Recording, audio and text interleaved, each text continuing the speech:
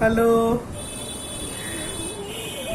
সকাল থেকে ডক্টরস ডের অনুষ্ঠান পরপর পরপর আমরা আপলোড করছি আমাদের ফেসবুকের পাতায়, আমাদের ইউটিউবের চ্যানেলে, এবং ফাইনালি এখন আমি আছি সম্পূর্ণ আমার বাড়ির মধ্যে। এদিকে দুপাশে দুজন ডাক্তারকে বগল দাবা করে। তো সবার আগে ডাক্তারদের বগল দেওয়ার তো ওটা আমার জন্মগত অধিকার, কিছু করার নেই। কিন্তু আসল ছবিটা দেখাই, যে ছবিটা দেখানোর জন্যই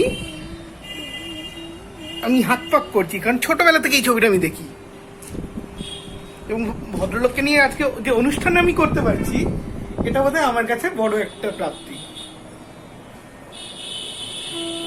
কিছুটা হলে এইভাবে দেখাতে হবে বোধহয়। না, সেলফি মোডে অন ছিল ক্যামেরা, বুঝতেই পারছেন একটু নড়াচড়া হচ্ছে, ক্যামেরাম্যান নেই এখানে কোনো।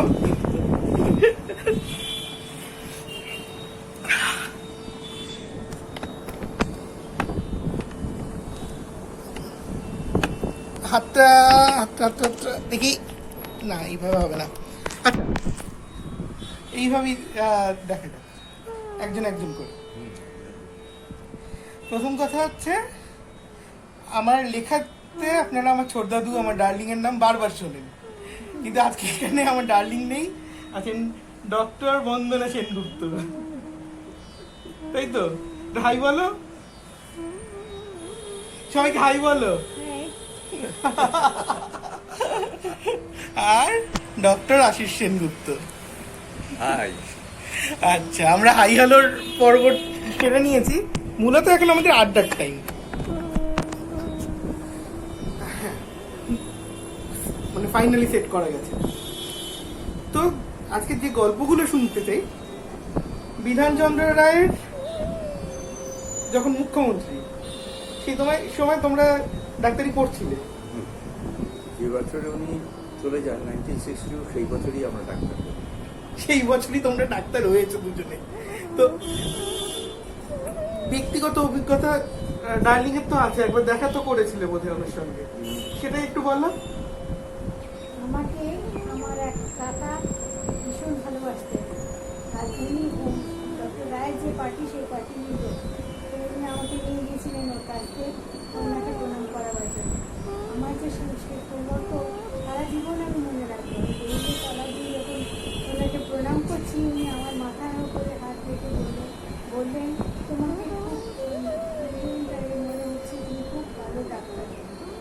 এই কটা কথা আমার সারা জীবনের কোনো ঐশ্বর্য তার কাছে যায় কিচ্ছু না। সারা জীবনের আমার সবচেয়ে বড় ঐশ্বর্য আর স্থান চলছে। তোমার অভিজ্ঞতাটা, তুমি তো বোধহয় একদম লাস্ট দিন দেখেছিলে না ওনাকে? আমি তো সামনাসামনি আমি কখনো দেখিনি, কিন্তু আমি একটা বক্তৃতা শুনেছিলাম। ওনার নিয়ে একদিন বলেছিলেন যে চিকিৎসার বিভিন্ন প্যাথি আছে, হোমিওপ্যাথি, অ্যালোপ্যাথি, নানা রকম আয়ুর্বেদিক, ইউনানি, নানা রকম প্যাথি আছে, কিন্তু এখন আমাদের দরকার রুগীর প্রতি সেবা। এই কথাটা আমার সারা জীবনের মূল মন্ত্র হয়ে আছে। আর এখন যেটা দরকার আমাদের, সেটা হচ্ছে ডাক্তারের উপরে বিশ্বাস রাখাটা সব থেকে বড় দরকার। সেই জিনিসটাই লোকে হারিয়ে ফেলছে। লোকে ভাবছে বড় কনসালটেন্টের কাছে গেলে সে বেঁচেই যাবে, কিন্তু এটা যে বড় আর ছোটতে কিছু আসে যায় না, লোকে এক সময় চলে যেতে হয়, সেটাই লোকে অ্যাকসেপ্ট করতে পারছে না। এইটা নিয়েই অশান্তি। দেখতে দেখতে 50 বছরের ওপর হয়ে গেল তোমরা প্র্যাকটিস করছো। তো এই যে এত বছর ধরে প্র্যাকটিস করছো, আজকে তাই টুকরো টুকরো গল্পগুলো শুনবো। প্রথম প্র্যাকটিস কোথায় করেছো? চাকরি করেছি আমি ম্যাক্সিমাম। জোরে, একটু জোরে। আমি দিল্লি, আজমগড়, বেনারস, দিল্লি, এরকম সবগুলোই হাসপাতাল। হ্যাঁ, সব হসপিটাল। তারপরে ফিরে এসে কলকাতাতেও আমি হাসপাতালে গেছিলাম। আমি কিন্তু বলিনি এখন অব্দি যে এরা কিন্তু লাভ বার্ড। আপনারা বুঝে গেছেন তো ঠিক আছে। তারপরে আমরা হসপিটাল ছেড়ে আমি ভলেন্টারি রিটায়ারমেন্ট নিয়ে প্র্যাকটিস শুরু করি। আমি তো very young as compare to my wife. ও 1968 থেকে প্র্যাকটিস করছে প্রাইভেট প্র্যাকটিস। আর আমি 91 থেকে। কাছাকাছি আমি অনেক কম করেছি। তবে আমাদের ওখানে যেখানে প্র্যাকটিস করি মেটিয়াবুরুজে, আমি যেটা বলতে পারি দুর্বাজিয়ে, সেটা হচ্ছে পেশেন্টরা দে আর জেন। আমাদের পেশেন্টরা এত বেশি শ্রদ্ধা ভক্তি করে ডাক্তারদের যে সেখানে যেতে বাধ্য। মূল কথা শোনেন প্রত্যেকে করে এবং একটা পেশেন্ট ভালো হয়ে গেলে দে ব্রিং মোর পেশেন্টস, সেটাই সব থেকে বড় কথা। কোথাও গিয়ে আচ্ছা, এই প্রশ্নটা ডার্লিং এর কাছেই করবো। 50 বছর প্র্যাকটিস করছো প্রাইভেট প্র্যাকটিশনার হিসেবে, কোনো হাসপাতাল, কোনো না না সেগুলো তো করেছো, কিন্তু সেই সব জায়গায় যদি তুমি ফুল টাইম সার্ভিস দিতে, হ্যাঁ, সেক্ষেত্রে যে ভাবে তুমি ঘর সামলেছো এবং বাইরেটা সামলেছো, সেটা আর প্রাইভেট প্র্যাকটিস করার ক্ষেত্রে যেভাবে হয়েছে, এই দুটোর মধ্যে তফাৎ কি? অনেক দায়িত্ব বেশি পাই আমি করতেছি। নিজের হসপিটালের মধ্যে করে অনেকে আছে একটু আমার কিছুক্ষণ সময় ধরে যদি একটা আমার Relief দেয়। relief দেয়। কিন্তু প্রাইভেট প্র্যাকটিসটা একটু সম্পূর্ণ নিজের দায়িত্ব। আর সেখানে মেটিয়াবুরুজের মতো একটা অঞ্চল যেখানে হ্যাঁ পেশেন্টরা বাধ্য, এটা ঠিক আছে, কিন্তু আমরা জানি যে খুব ইমপেশেন্ট তারা। এটা আমি মানতে পারলাম না। ওরা এত ভালোবাসে আমাদের, তাদের কোনো কোনো তুলনা হয় না। যে জিজ্ঞেসও করবেন না, চ্যালেঞ্জ করবে কেন, এটা দিলেন কেন, ওটা বললেন কেন, ওরা সবসময় বলে। এমন একটা ঘটনা বলছি, সেটা আমি ইনফার্টিলিটি ট্রিটমেন্ট করি, যাতে বাচ্চা হয়। শুনুন, এটা শুনে বুঝতে পারবেন। চিকিৎসার পরে যখন বাচ্চা হয়, বাচ্চাটাকে নিয়ে আমার কোলে বলে যে আবিটা হ্যাঁ, তো তখন ওদের বলছি আমাকে করো না, পাপের ভাগ করো না, আমার জন্যে নয়, ভগবানের জন্য হয়। কিন্তু ভগবান তো হাত দিয়ে করতে পারেন না চিকিৎসায়, তাই আমার হাত দুটো পাঠিয়েছে। এত ভালো ওরা বলার কথা।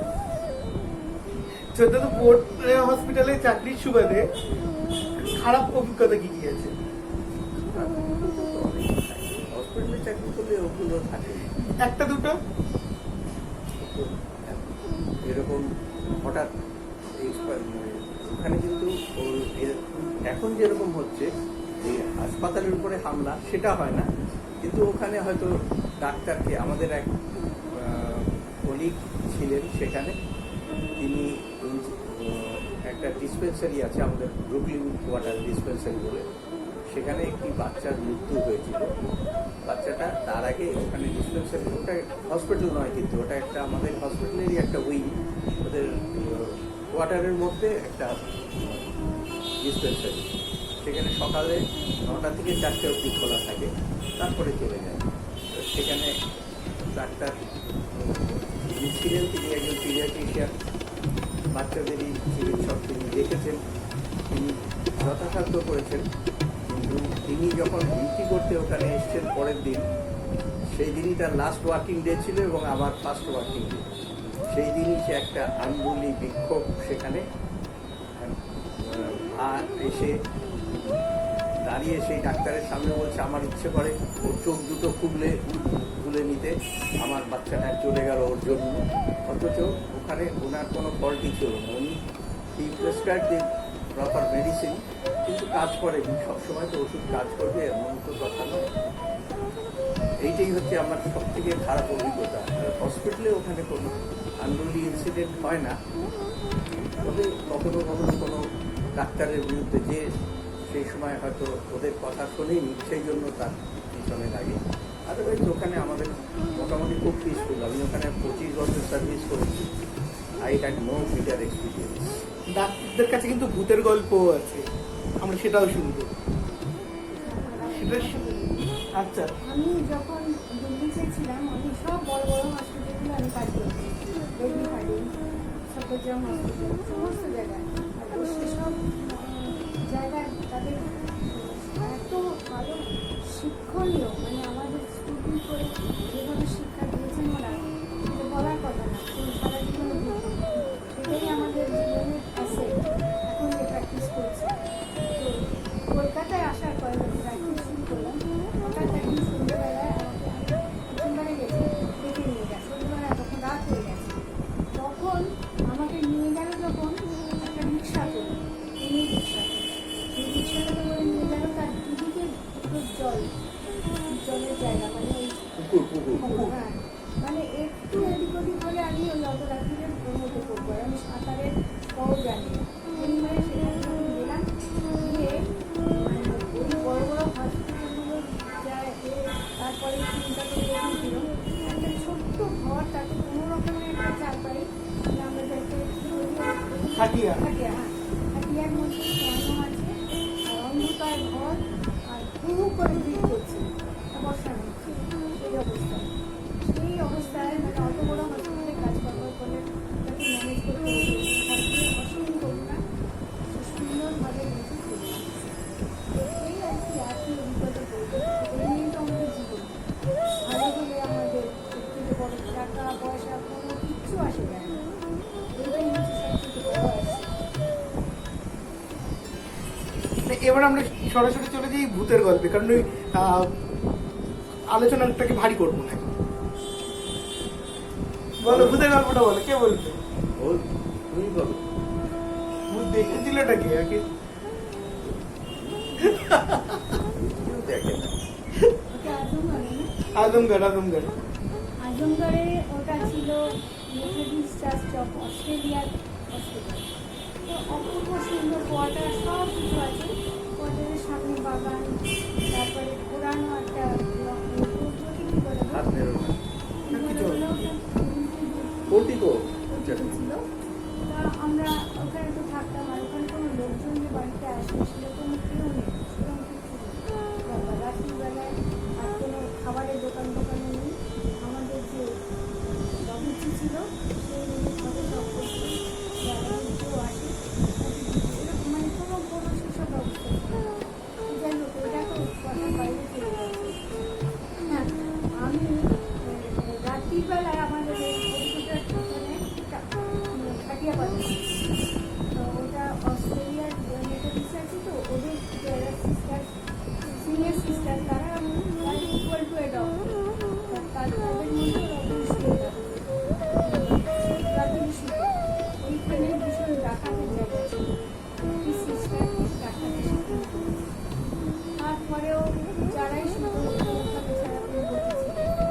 তো আমি সন্ধ্যেবেলা বসে আছি ওখানে, আমার হলটা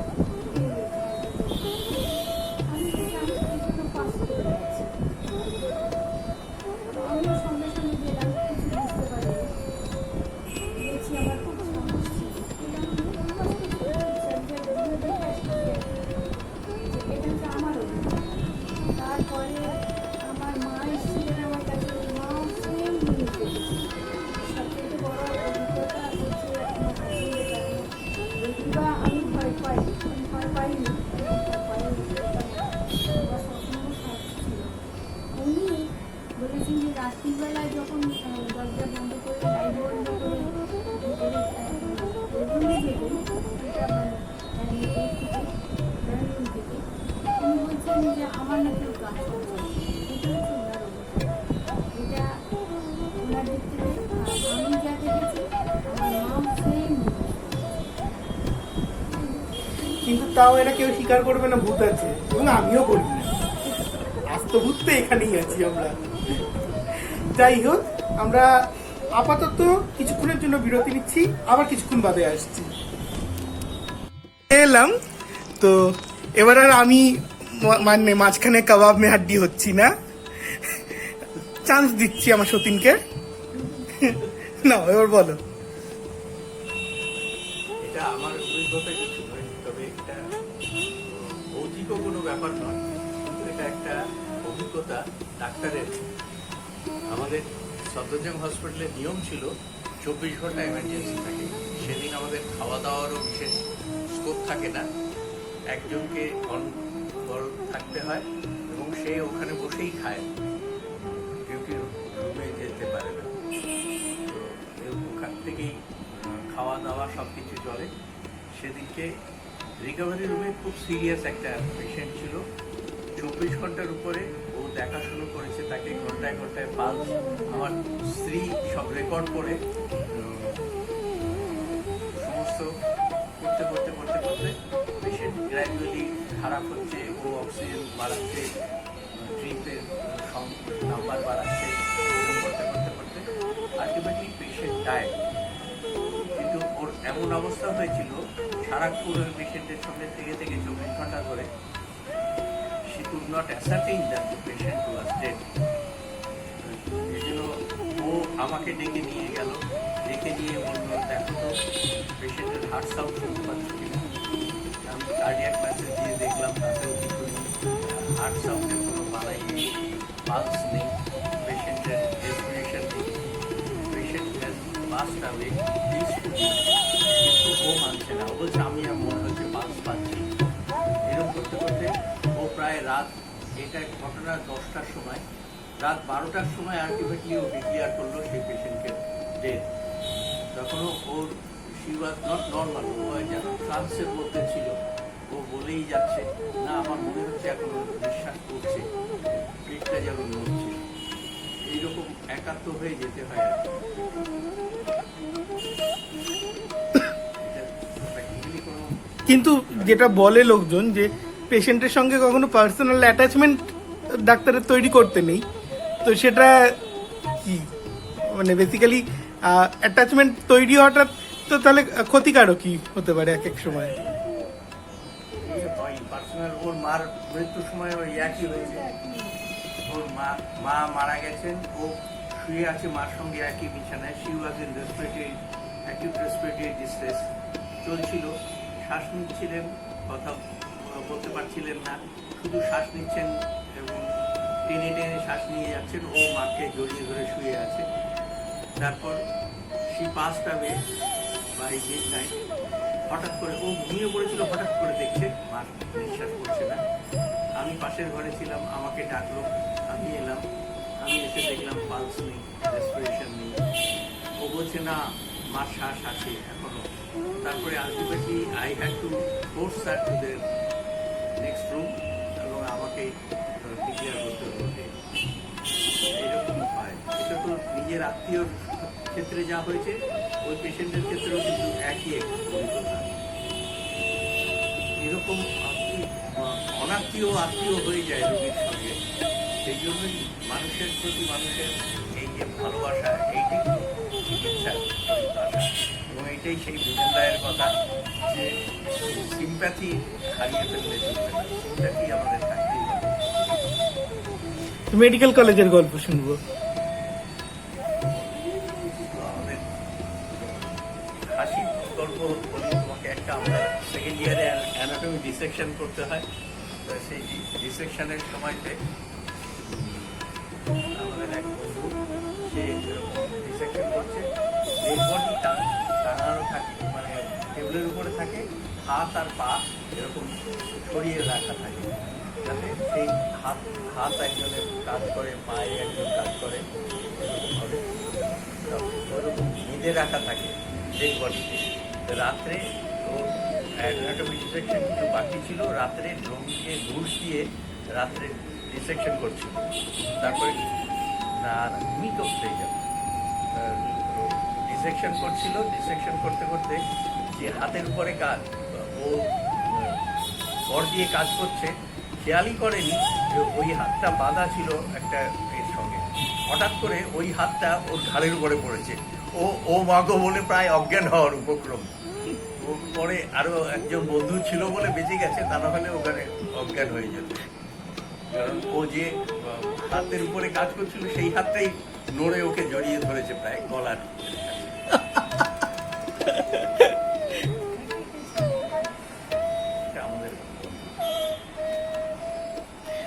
তোমার হাতে তো মেডিকেল কলেজের একটা পুরনো সুভিনির আছে,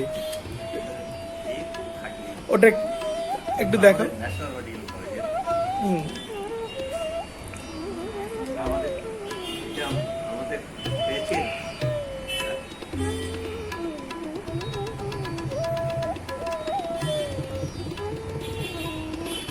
golden jubilee celebration of our batch 1960। এটা গোল্ডেন জুবলি ইয়ে। হ্যাঁ, ওখানে তো অনেক ভালো ভালো লেখাও আছে। মাস্টারমশাইদের সম্বন্ধে থাকে। তো তোমাদের প্রিয় মাস্টার মশাই কারা ছিল? আমাদের প্রিন্সিপাল খুব ভালো লোক ছিলেন, প্রফেসর কিং বাগচি। একটু জোরে। বায়োকেমিস্ট্রি প্রফেসর ছিলেন, কিন্তু উনি সবাই ওনাকে ভালোবাসতেন। উনি খুব বাগানটাকে হসপিটালের মতো মনে হতো না, মানে ওখানটাতে এত সুন্দর ডালিয়া ফুটতো, সমস্ত রকম, মানে উনি খুব ফ্লাওয়ার লাভার ছিলেন। আর ওখানে খুব সুন্দর লনটাকে মেনটেন করতেন। আর ওখানে আমাদের কলেজের মধ্যে এত সুন্দর ডেকোরেটেড কলেজ তখন কোনোটাই ছিল না, খুব সুন্দর আমাদের উনি ছিলেন। আর প্রফেসরদের মধ্যে আমাদের সব থেকে সকলেরই বোধহয় প্রিয় ছিলেন major SM. Ghosh, surgery professor. উনি যেমনি মজার ছিলেন তেমনি সুন্দর পড়াতেন। ডার্লিং, তোমার প্রিয় প্রফেসর কে ছিল?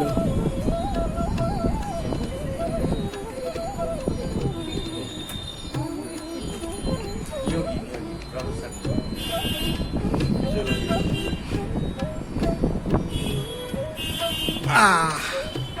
আচ্ছা,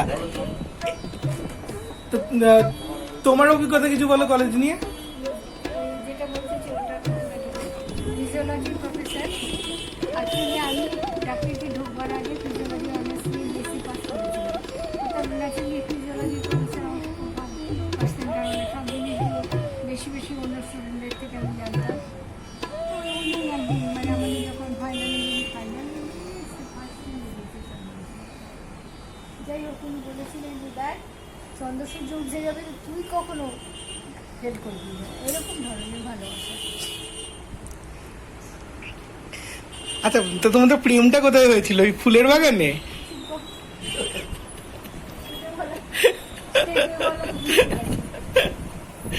প্রেম তো এসে যায়, এসে যায়, কখনো এসে যায় বলা যায় না। আচ্ছা, ডক্টরস ডে দিন তোমরা কিভাবে কাটাও সাধারণত? মানে এ তো আমার জানা, কিন্তু যারা আমার দর্শকরা আছে তাদের জন্য। ডক্টরদের সঙ্গে আমি অলওয়েজ চেম্বারে যাই। এবারে আমার অসুস্থতার জন্য যেতে পারিনি, কিন্তু বাড়ি চেম্বারে ওনাকে প্রণাম করে। ওনাকে মানে ওখানে বিধান রায়ের ছবিটা আছে, তখন দেখাতে পারিনি, এখন আরেকবার ভালো করে দেখিয়ে দিচ্ছি।